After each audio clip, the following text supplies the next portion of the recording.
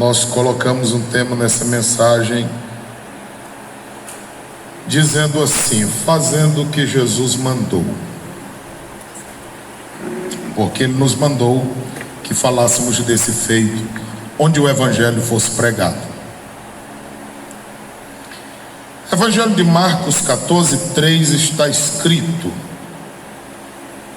e estando ele, que é Jesus, em Betânia, assentado à mesa em casa de Simão, o leproso. Todos nós sabemos que um leproso, ele não poderia estar no meio do povo. Ele ficava separado por algum tempo, até que fosse detectado que de fato ele estaria completamente limpo. Levítico capítulo 13, o capítulo 14 explica isso claramente. Acreditamos por fim que esse moço estava curado e com plena saúde, sem nenhuma sombra de dúvida, pois agora na casa dele estava tendo um banquete. Havia algumas pessoas ali. Isso não poderia acontecer se ele não estivesse bem. O que chama a nossa atenção é que o que havia acontecido na vida dele ficou como marca. E o primeiro ponto dessa mensagem é exatamente isso: marcado no presente por uma situação do passado. Nós temos dito sempre aos irmãos que tenhamos muito cuidado na nossa vida espiritual, porque dependendo de como nós nos comportarmos, nós poderemos receber marcas que nos acompanharão para o restante da vida. Exatamente o que aconteceu com este Simão, o leproso. Ele estava marcado no presente por uma situação do passado. O texto sagrado diz que Jesus estava assentado à mesa. Eu já disse à igreja por várias vezes que nos tempos bíblicos, alguém se assentar à mesa com alguém estava falando de uma amizade, de uma intimidade, estava falando de uma afinidade que a pessoa havia criado. Segundo ponto da mensagem: as nossas marcas não impedem de termos uma aliança verdadeira com Deus. Se somos marcados para o povo, mas essas marcas da nossa vida nunca nos impedirá, se nós quisermos ter uma comunhão, uma aliança verdadeira com Deus. Só depende de nós.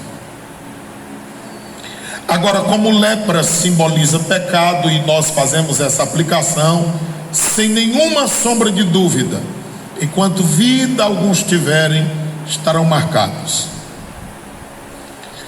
Às vezes a gente pensa, mas é um pensamento errado, que na igreja nós teremos todo o apoio que precisarmos. Era para ser assim. É errado porque não é, mas era para ser. Às vezes nós pensamos que todas as pessoas estarão prontas e disponíveis a nos ajudar na hora que nós precisarmos, mas nem sempre isso acontece. Mas sempre na nossa trajetória terá alguém para dizer: você sabe quem era ele? Você conheceu a vida dela antes? Você sabe o que essa pessoa já fez? É assim. O que é bom para nós é saber que, ainda que estejamos marcados, rotulados pelas pessoas, nada nos impedirá, se nós quisermos, ter uma comunhão, um contato, uma aliança com Deus. E eu acredito que ninguém está aqui se não tiver esse objetivo, porque nós nos reunirmos aqui para buscar a Deus, para estarmos buscando a sua face, é sinal que nós estamos desejosos, independente independente das marcas que nos acompanham e que nos acompanharão, nós queremos nos assentar à mesa com Cristo e queremos ter uma comunhão com Ele, e é bom que Ele recebe, sem interessar o que pensam acerca de nós. Ele nos recebe. Coisa boa é servir a Cristo por isso. O texto diz que veio uma mulher que trazia um vaso de alabastro com unguento de nardo puro de muito preço. Terceiro ponto: Deus espera que nos sacrifiquemos para adorá-lo. Deus não quer que nós ofereçamos a Ele aquilo que não nos custe nada. É comum alguém dizer assim: olha, irmã, eu não posso ir para o círculo de oração, eu estou com dor de cabeça. Olha, irmã, eu não vou para o círculo de oração porque hoje está assim nublado. Olha, irmã, eu não vou para o círculo de oração porque o sol foi muito quente durante o dia, estou cansado. Irmão, se desculpar para não servir a Deus é a coisa mais simples que tem. Passar por cima de todas as dificuldades para servir a Deus, aí é sacrifício de louvor. Servir a Deus quando todas as coisas nos são favoráveis é muito simples, é fácil. Agora, servir a Deus como estava Josafá dizendo: Senhor, eu não sei nem qual é a possibilidade de nós vencermos a guerra. Na verdade, nós olhamos e está tudo perdido, mas os nossos olhos estão fixos no Senhor e nós estamos esperando em Ti. Aí é outra história. Então o Senhor espera que nós nos sacrifiquemos, a fim de que ofereçamos a Ele um perfeito louvor, a fim de adorá-lo, de glorificá-lo, de bendizer o Seu nome. É o desejo de Deus, irmãos. O texto sagrado nos mostra, ainda no versículo de número 3, e quebrando o vaso, lhe derramou sobre a cabeça. Quarto ponto: o perfume só exala quando o vaso é quebrado. Às vezes, sem que percebamos, nós nos reclamamos tanto. Sem que percebamos, às vezes ficamos tão tristes por quase nada. Porque Jesus nos chamou para sofrermos. Jesus nos chamou, ainda que seja para morrer, mas que não neguemos o Seu nome.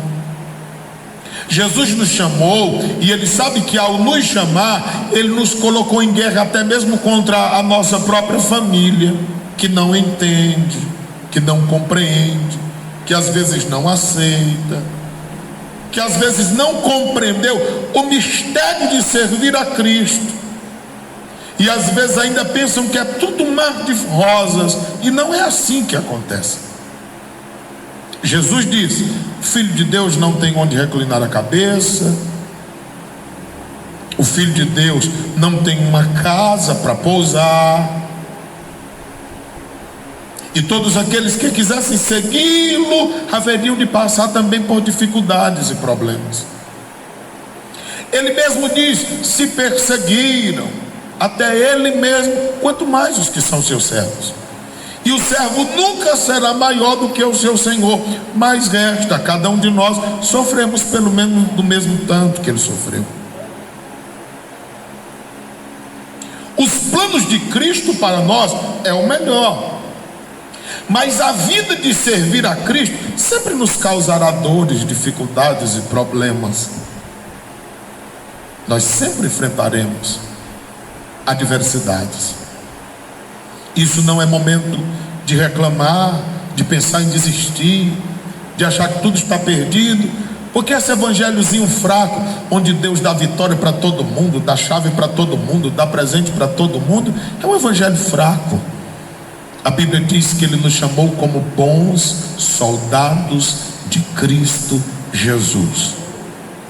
A Bíblia diz que Ele nos chamou para padecermos também pela salvação, e não somente pelos benefícios que ela nos propõe.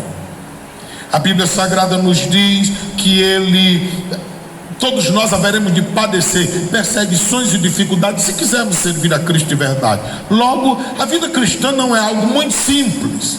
É sempre difícil seguir a Cristo. E quanto mais se aproxima da volta de Cristo, mais aumentarão as nossas dificuldades.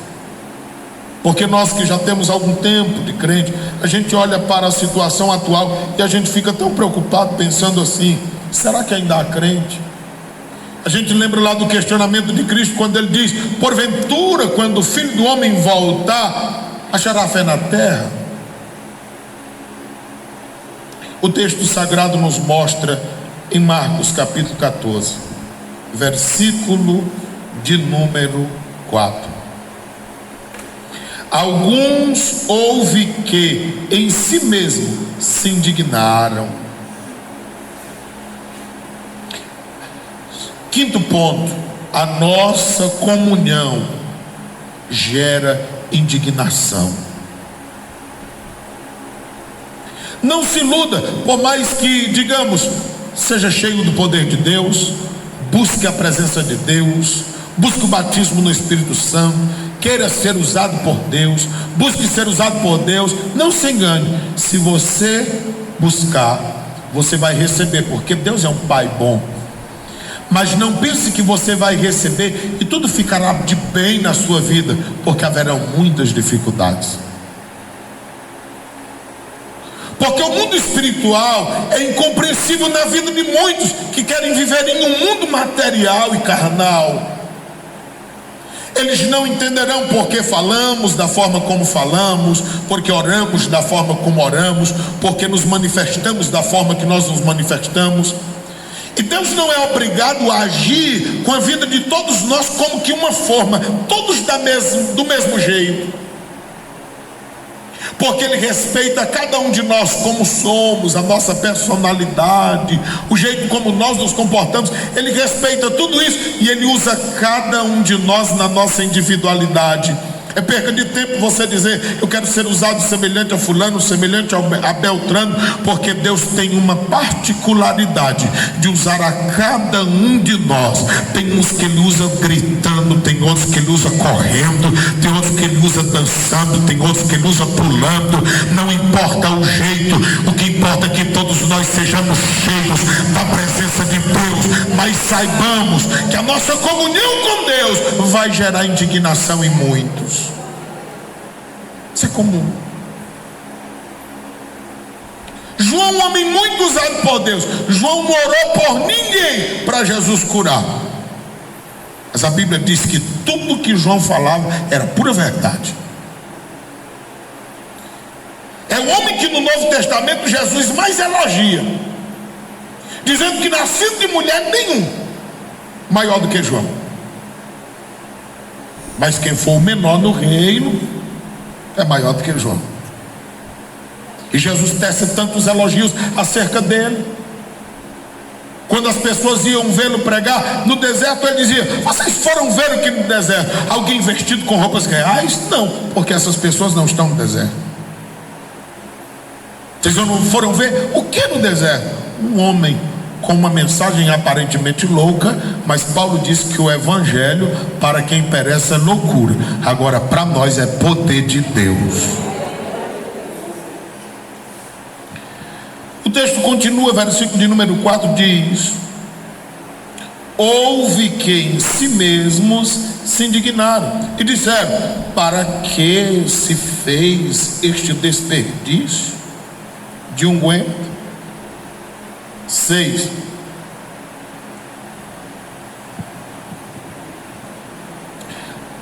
Faz as pessoas pensarem que estamos desperdiçando algo. Eu já ouvi alguém dizer aqui assim: o Silvio acha que ele vai abraçar o mundo. Se bem que eu queria, até desejo, mas eu sei que é difícil. Mas a forma de a gente pregar todo dia, visitar todo dia, não é porque a gente acha que vai alcançar o mundo, é porque o tempo passa. Ontem nem cansar eu cansava, hoje eu já canso. Antes eu não ficava rouco, hoje eu passo uma semana rouco. Nem sei mais quando é que minha voz está normal. Até 2014 não tinha nenhum problema. De lá para cá a pressão nunca equilibra. Muito tempo. Então eu sei que tudo passa. E o que eu não quero é que o tempo passe sem que eu não faça nada. Porque embora o Evangelho seja eterno e nós que estamos aqui tenhamos uma vida eterna, mas nós não temos a eternidade para anunciar o Evangelho. O que nós precisamos fazer hoje. Eu estava ali de joelho pensando assim, a gente poderia se reunir aqui com essas mulheres todas amanhã 3 horas da tarde, orar até 3h30 e sair visitando. Pensando assim, a gente acha que está bom. O que a gente está fazendo para Deus? Não, mas sábado é o dia de descanso. Mas irmão, a gente tem segunda, terça, quarta, quinta, sexta. Eu sei que o tempo da gente é ocupado, mas fazer a obra de Deus é tão bom que parece que a gente descansa enquanto faz a obra de Deus. Eu não sei com os irmãos, mas comigo, às vezes, quantos dias eu penso assim, se eu pudesse, eu mandaria, ou pediria alguém que fosse no meu lugar ao culto. Aí eu vou ao culto, termino chegando lá, me empolgando com algum hino, e termino pregando, e quando chega no final, era para eu estar cansado, eu estou mais vivo do que nunca. Ainda visito 2, 3 pessoas após o culto, e vou para casa alegre dizendo, o Senhor é bom, Ele é uma fortaleza no dia da angústia, Ele conhece os que confiam nele. É esse Deus que nós servimos. Ao tempo que a gente desanima e fica em casa, a dor não passa, chega outro sem o que fazer igual a gente e fica nos importunando até 10, 11 da noite, e aí termina que a gente não foi para o culto, não fez nada para Deus e ainda está fazendo sala para quem está sem o que fazer igual a nós. Se nós estivéssemos ocupados, não teríamos tempo para isso. Irmãos, façamos alguma coisa. Tem gente do nosso lado pedindo por uma palavra de vida, uma palavra de esperança, e eles estão esperando por nós. Não se encontram essas pessoas, e nós temos Deus. Nós oramos para que Deus nos dê oportunidade de fazermos, e eu não sei que tipo de oportunidade nós estamos esperando, porque em estarmos vivos é a oportunidade. A gente só não tem oportunidade depois que morrer, mas enquanto vida tiver, dá certo. Mas a gente está esperando um dia que a gente não tenha nada para fazer. Esse dia nunca chegará. O texto sagrado nos diz em Marcos capítulo 14 que a visão das pessoas é de desperdício, porque elas estão com uma visão material. Olha o versículo 5. Porque podia vender-se por mais de 300 dinheiros. Sabe o que é isso? A visão deixou de ser espiritual. As pessoas estão com a visão focada naquilo que é material. 300 dinheiro que essa mulher está derramando diante de Cristo, em Cristo, para Cristo, era serviço de 1 ano de trabalho. Você já pensou passar 1 ano na Juquira para pegar e derramar o dinheiro todo?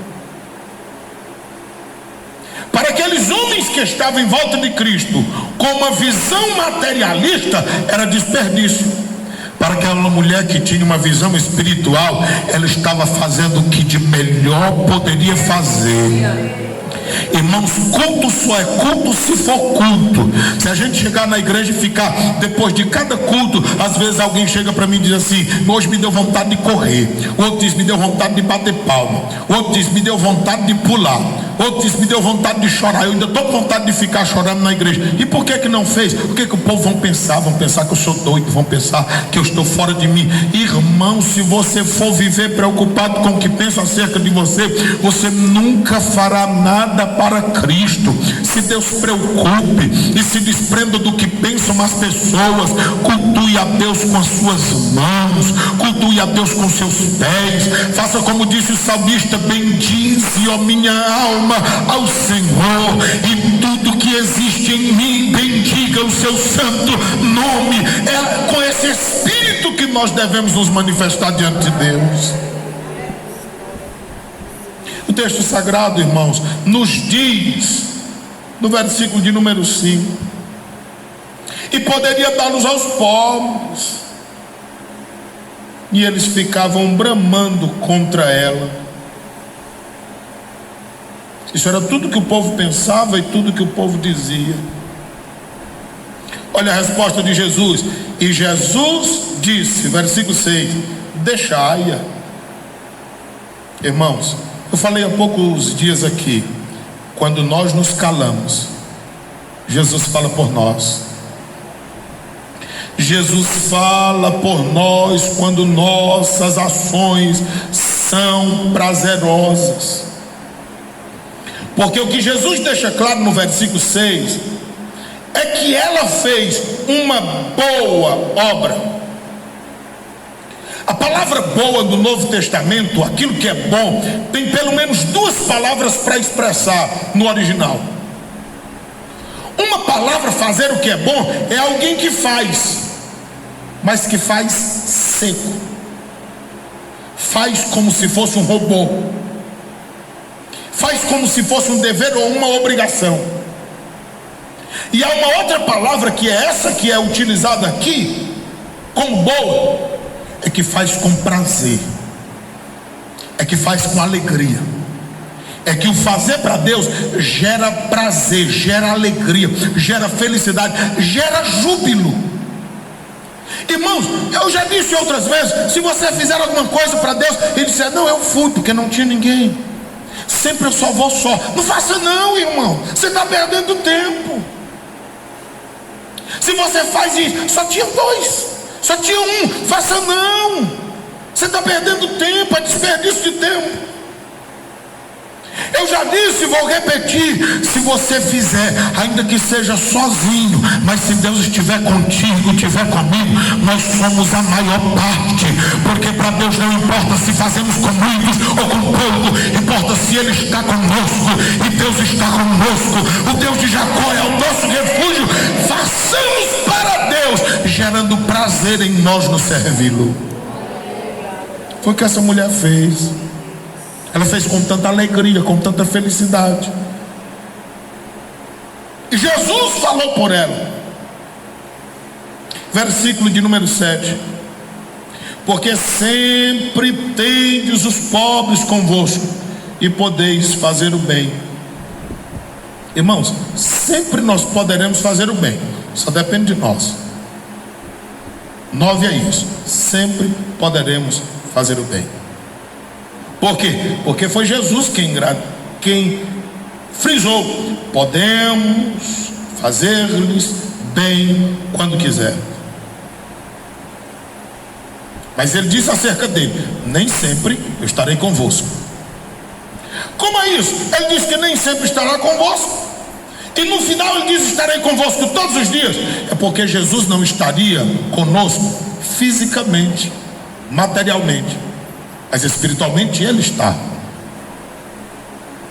É que existem oportunidades que nós só temos como alcançá-las enquanto materialmente estivermos aqui. Você já viu a insanidade que acontece no nosso meio? A loucura teológica e espiritual, o desnorteio mental que há no nosso meio. As pessoas não se elogiam, as pessoas não se abraçam, as pessoas não se respeitam, as pessoas não vivem enquanto tem oportunidade. E um peso de consciência faz que quando as pessoas saem de perto de nós, quando elas morrem, aí todo dia as pessoas estão nas redes sociais. Onde você estiver, onde você estiver, onde você estiver. O que é isso, irmão? As pessoas estão nos túmulos visitando as covas. As pessoas estão completando meses, anos de defunto que já morreram. E as pessoas estão dizendo: olha, parabéns, é mais um ano que você estaria completando se estivesse. Isso é loucura, irmão. Ser desvirtuado espiritual. Eu nunca pensei que eu viveria isso quando eu vi o profeta Isaías dizendo: fala conforme a lei, porque se tu não falares, tu não verás a alva. Isaías 8, 18 a 20. Porque as pessoas consultarão aos mortos e viverão consultando adivinhos. Eu nunca imaginei que eu viveria isso nos dias em que estamos atravessando, mas é o que as pessoas têm vivido. Não, eu acho que fulano foi salvo porque estava embriagado, mas teve tempo de se arrepender. Irmãos, vamos pregar o Evangelho e vamos viver o Evangelho. Quem morre embriagado morre sem Deus. Quem morre em um prostíbulo morre sem Deus. Quem morre fora da vontade de Deus morre sem Deus. Vamos pregar o Evangelho para que as pessoas conheçam o Evangelho e se arrependam antes de morrerem, porque se morrerem sem Deus, viverão sem paz e sem salvação eternamente. E nós não poderemos nos consolar com mentiras.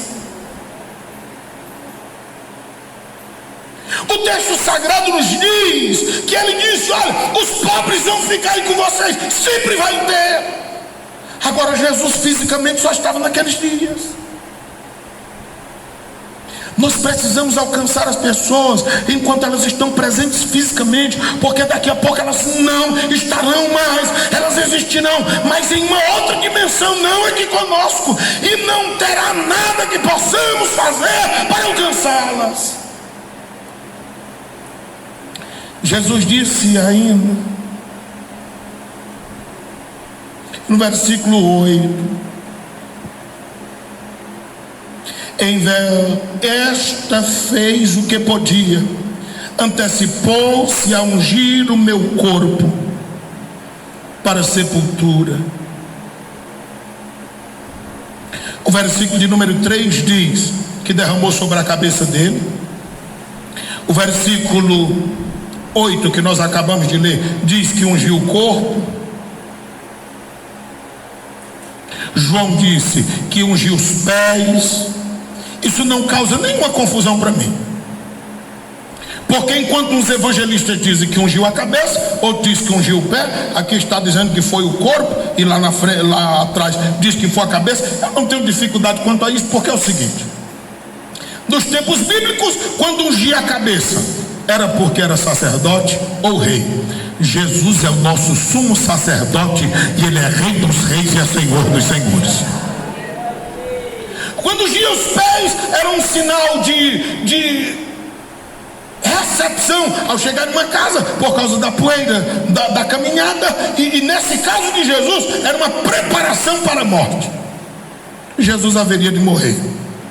Então, se disser que ungiu a cabeça dele, eu glorifico, porque ele é rei e sacerdote.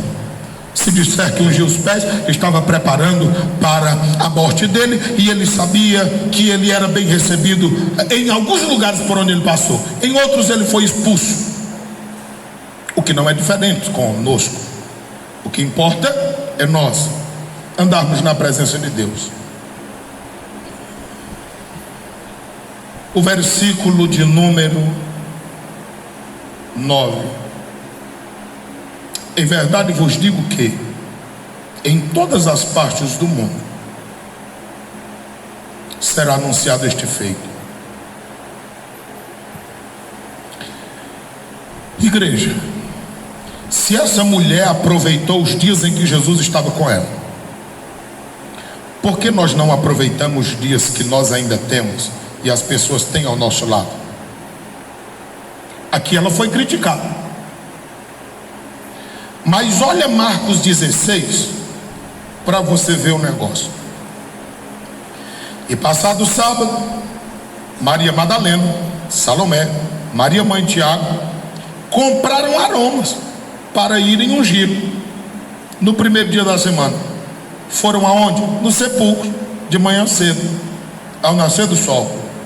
Por que elas não fizeram a mesma coisa que fez Maria? Elas esperaram morrer para que fosse fazer alguma coisa. Será que não tem muitos de nós aguardando que as pessoas morram, que saiam de perto de nós para fazermos alguma coisa? Façamos enquanto há vida, porque a Bíblia diz que é enquanto há vida que há esperança. O texto sagrado continua e diz assim: e diziam umas às outras: quem nos removerá a pedra da porta do sepulcro? E olhando, viram que já a pedra estava revolvida, e era ela muito grande. Às vezes as pessoas não saíram nem do lugar e já estão pensando nos obstáculos que poderão surgir.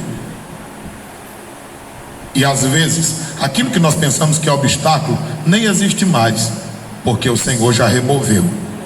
Mas como a nossa preguiça é tão infernal, a gente fica só pensando que pode ser que haja obstáculo e a gente não sai do lugar. Elas saíram e foram pensando nos problemas. Pelo menos não deixar de ir. Elas foram, mesmo sabendo que poderiam enfrentar problemas. E diz o texto: e entrando no sepulcro, viram um jovem assentado à direita, versículo 5, vestido de uma roupa comprida e branca, e ficaram espantadas. Porém ele disse-lhe: não vos assusteis, buscais a Jesus o Nazareno, que foi crucificado. Ele já ressuscitou, não está aqui, eis o lugar onde o puseram. Irmãos, irmãs, amigos, igreja, nós temos tudo para fazer alguma coisa para Cristo, porque Ele não está na sepultura, Ele vive, e nós ainda vivemos. Nós estamos com oportunidade de realizarmos alguma coisa para Cristo. Último ponto, e vamos encerrar. Versículo de número 9. É verdade vos digo que em todas as partes do mundo onde este evangelho for pregado, também o que ela fez será contado para sua memória. 11. Nossos feitos não serão apagados. Aquela mulher rompeu com tudo e todos, fez o que estava no seu coração, embora lhe custando um preço não só monetário, porque havia um preço, mas também um preço de perseguição, de críticas. Mas Jesus achou tanta vantagem que ele disse: aonde for pregado esse evangelho, todo mundo pode contar o que essa mulher fez. E você acha que esse contar o que essa mulher fez é só para que seja lembrado o nome dela? De maneira nenhuma. A palavra de Deus tem sempre a sua aplicação para nós que vivemos, porque do caso contrário seria inútil a palavra de Deus. Esse conto, fazendo o que Jesus mandou fazer, é para que nós façamos o mesmo que fez essa mulher. É para que nós rompamos a multidão, sem interessar o que já passou, mas façamos uma aliança com Deus. Sem importar com os que se indignarão contra nós, mas ofereçamos o que pudermos de melhor para o Senhor. Que não deixemos as oportunidades passarem, porque nós não sabemos quanto tempo teremos as pessoas em nossa volta. Então façamos o que pudermos fazer enquanto vida nós temos e as pessoas têm também. Aproveitemos todo o tempo, sabendo que quando nós nos calarmos, se a vontade for boa em que fazemos aquilo para Deus, Deus falará a nosso respeito e nos defenderá quando precisarmos sermos defendidos. Sabendo que sempre nós teremos pessoas pobres em nossa volta, em todos os sentidos, necessitadas de ouvir alguma coisa da parte de Deus. Mas Cristo nós já não temos mais em pessoa conosco, mas nós temos através do seu Santo Espírito para nos ajudar a realizar aquilo que Ele quer que nós realizemos para a sua glória e para o seu louvor. E tudo que nós fizermos para Ele com vontade de adorá-lo, ninguém poderá pagar, porque esses feitos serão contados para a glória e para o louvor do seu santo e bendito nome. Vamos ficar em pé e orarmos ao Senhor nosso Deus. Que Deus abençoe todos nós, que nos faça guardar a sua santa, rica e poderosa palavra, e nos ajude até o final da nossa caminhada.